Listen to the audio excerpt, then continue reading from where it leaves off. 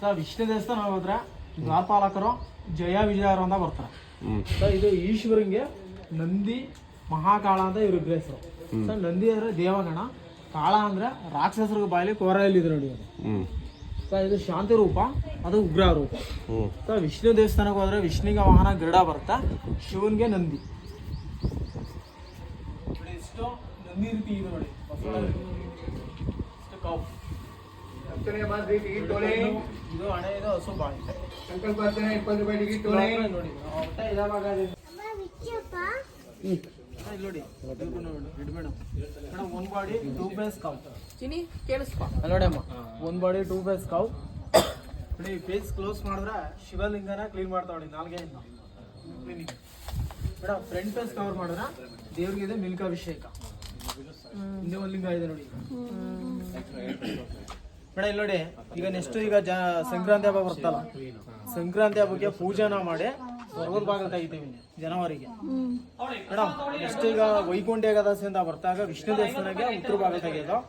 ಅದಿನಲ್ಲಿ ಒಂದೇ ದಿವಸದಲ್ಲಿ 3 ದೇವರ ದರ್ಶನ ಮಾಡ್ಬೇಕು. ಆದಿರಂಗ, ಮಧ್ಯರಂಗ, ಅಂತ್ಯರಂಗ. ಆದಿರಂಗ ಬಂದು ಶ್ರೀರಂಗಪಟ್ಟಣ, ಎರಡನೇದು ಮಧ್ಯರಂಗ ಶಿವನ್ ಸಮುದ್ರ ಹತ್ರ, ಎರಡನೇದು ಮಧ್ಯರಂಗ.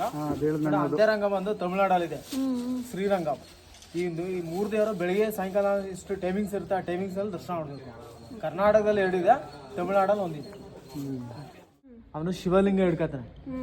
ಆಗ ಈಶ್ವರ ಮುಕ್ತ ಆದ್ರಿಂದ ಮೇಡಮ್ ಬಲಗಡೆ ಮಾರ್ಕಂಡಯ್ಯ, ಮಧ್ಯ ಶಿವ, ಲೆಫ್ಟ್ ಸೈಡ್ಗೆ ಇರೋದು ಯಮರಾಜ,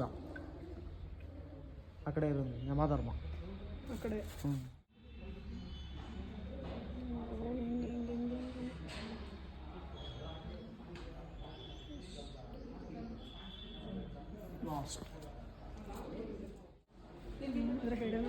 ಏನಕ್ಕೆ ಇದಕ್ಕೇನು ಸ್ಟೋರಿ ಇರಲ್ವಾ? ಸ್ಟೋರಿ ಇಲ್ವಾ? ಇದೆ, ಸಮುದ್ರದಲ್ಲಿ ಒಂದು ಇದಾಗುತ್ತೆ, ಸರ್ಪನ ಹಿಡ್ಕೊಂಡು ನಾಟ್ಯ ಮಾಡ್ತಾನೆ ಕೃಷ್ಣ. ಇದು ನಾವು ಸೀರಿಯಲ್ ನೋಡಿದ್ವಲ್ಲ ಅದು. ಇದೇ ಸೇಮ್ ದೇವರು ಇರೋದು ಮೈಸೂರಲ್ಲಿ. ಅಲ್ಲೇ ಪ್ರತಿದಿನ ದೇವರಿಗೆ ಅಲಂಕಾರ ಮಾಡಿರ್ತಾರೆ ಮೇಡಮ್. ಮೇಡಮ್ ಅಲ್ಲಿ ವಿಗ್ರಹ ಕಾಣಲ್ಲ ಸರ್. ಈ ದೇವತೆ ಹೆಂಗಿದೆ ಇದೇ ಸೇಮ್ ದೇವರು ಇರೋದು ಮೈಸೂರಲ್ಲಿ.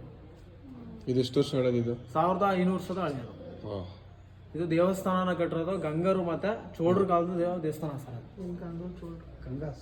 ಸೊ ಯಾರೋ ಬರ್ತಾರ ಅಂತ ನೋಡ್ತಾ ಇದ್ದಾನ.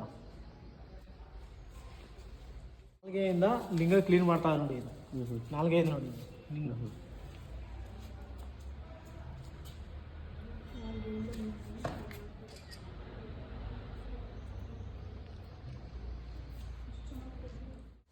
ಕಾಳಹಸ್ತಿಯಲ್ಲಿ ಇರೋದು ಮೇಡಮ್ ದೇವಸ್ಥಾನ.